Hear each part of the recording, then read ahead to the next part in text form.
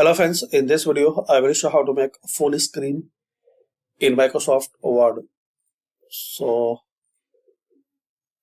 open Microsoft Word and to make it full screen,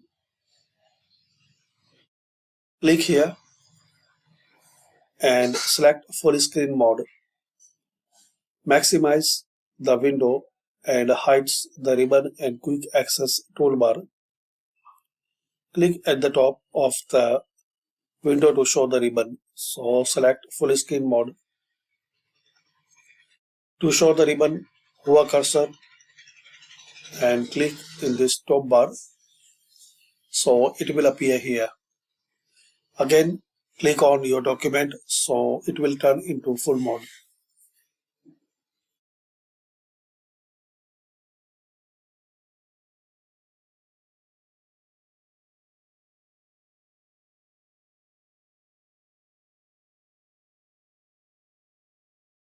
And there are some more options like show tabs only.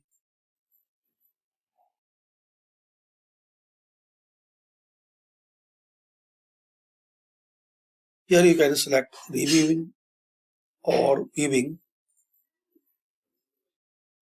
Now click here and click on show below the ribbon.